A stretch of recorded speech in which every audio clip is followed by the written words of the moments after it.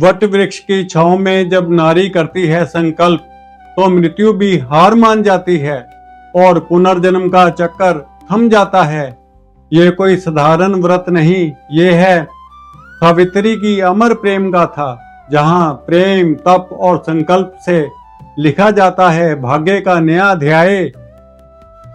सावित्री वो नाम है जो सिर्फ इतिहास नहीं, आज भी हर स्त्री के विश्वास में जीवित है। 26 मई सोमवार वो दिन जब एक स्त्री ने यमराज से कहा, मृत्यु को मैं स्वीकार नहीं करती जब तक मेरा प्रेम जीवित है। व्रत नहीं, यह है एक युग का संघर्ष, नारी के प्रेम की प्रकाष्ठा और धर्म की अनंत विजय। सावित्री ने सिर्फ अपने पति को जीवन नहीं दिया बल्कि भक्ति की परिभाषा ही बदल डाली।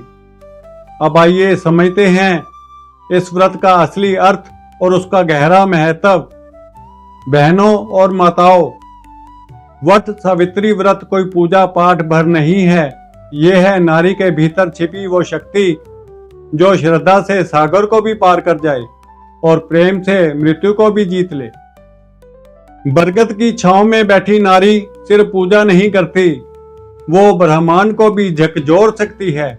वट यानी बरगद का पेड़, जड़ें धरती से जुड़ी, शाखाएं आकाश छूती हुई, यह जीवन का प्रतीक नहीं, स्वयं अक्षत जीवन है। और सावित्री वो स्त्री जिसने स्वयं काल से कहा, धर्म मेरा आभूषण है, सत्य मेरा अस्त्र है और मेरा प्रेम अमर है। जहां श्रद्धा की शक्ति हो वहां विधि भी रुक जाती है। वट सावित्री व्रत का हर क्षण कहता है, नारी अबला नहीं, वो संकल्प की सजीव मूर्ति है। सावित्री बनो, शांत भी रहो पर अडिग भी। अब सुनिए सावित्री और सत्यवान की वो कालजयी कथा जिसने प्रेम को अमरत्व का वरदान दिया। एक समय की बात है, राजा अशवपति की पुत्री थी सावित्री, सुंदर, बुद्धिमान और तेजस्विनी। उसने स्वयंवर में चुना सत्यवान को, एक वनवासी, सरल हृदय और धर्मनिष्ठ युवक। लेकिन भविष्यवक्ताओं ने कहा, सावित्री यह युवक शीघ्र मृत्यु को प्राप्त होगा। लेकिन सावित्री ने कहा, प्रेम भय नहीं मांगता, केवल समर्पण जानता है। जहां सावित्री खड़ी होती है वहां मृत्यु भी सोच में पड़ जाती है। और नियत दिन जब सत्यवान जंगल में लकड़ियां काट रहे थे, मृत्यु देवता यमराज उनकी आत्मा लेने आ पहुंचे। पर सावित्री पीछे हटने वालों में नहीं थी, वो यमराज के पीछे चल पड़ी। ना क्रंदन ना रोना, सिर्फ ज्ञान, भक्ति और धर्म की चिंगारी। यमराज बोले, वापस लौट जाओ, स्त्री का ये मार्ग नहीं। सावित्री बोली, जहां धर्म की रक्षा हो वहां मेरा पग पग स्वागत है। उसकी वाणी में था तप, उसकी आंखों में था सत्य। यमराज ने कहा, मांग वरदान। सावित्री ने कहा, पुत्रवती होना चाहती हूं, पर बिना पति के ये संभव कैसे। यमराज मुस्कुरा दिए, तेरा प्रेम सच्चा है, तथास्तु। और सत्यवान को जीवन दान मिला।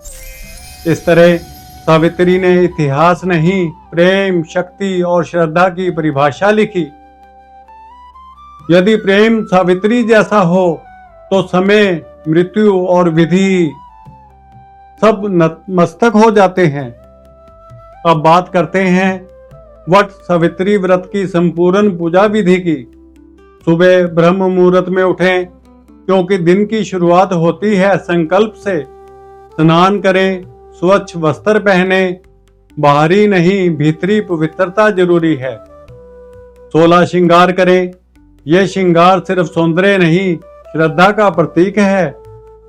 उसका व्रत उसका तप है और उसका श्रृंगार उसका धर्म।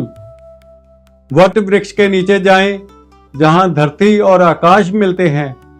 जल अर्पित करें, रोली चढ़ाएं, धागा बांधें। धागा सिर्फ पेड़ से नहीं, जीवन से जुड़ता है। 7 परिक्रमा करें। हर परिक्रमा एक वचन, एक जन्म, एक आशीर्वाद। सावित्री सत्यवान की कथा सुने और अपने अंतर्मन को उस प्रेम से जोड़ें। दिन भर व्रत रखें और मौन से मन में संकल्प दोहराएं। वट सावित्री व्रत सिर्फ पति की दीर्घायु का पर्व नहीं, ये हर स्त्री के आत्मबल, समर्पण और संस्कार की कहानी है। जैसे वट वृक्ष की जड़ें गहरी होती हैं, वैसे ही स्त्री की आस्था भी अडिग होती है। जब कोई सावित्री प्रेम में डट जाती है तो समय भी उसके सामने नतमस्तक हो जाता है। आज की नारी भी सावित्री से कम नहीं, वो घर भी संभालती है और अपने संस्कार भी। इस 26 मई सोमवार को एक बार फिर सावित्री को स्मरण करें, व्रत करें, कथा सुने और अपने परिवार की रक्षा का संकल्प लें। हर नारी के मन में हो सावित्री की शक्ति और हर घर में बरसे वट वृक्ष का आशीर्वाद। अगर ये कथा आपको प्रेरणादायक लगी हो तो लाइक करें, शेयर करें और सब्सक्राइब करें हमारा चैनल संजीवनी धारा। मंत्र, ज्योतिष और भक्ति की एक अखंड धारा, जहां हर व्रत बनता है जीवन का वरदान। जय सावित्री माता, जय वट वृक्ष।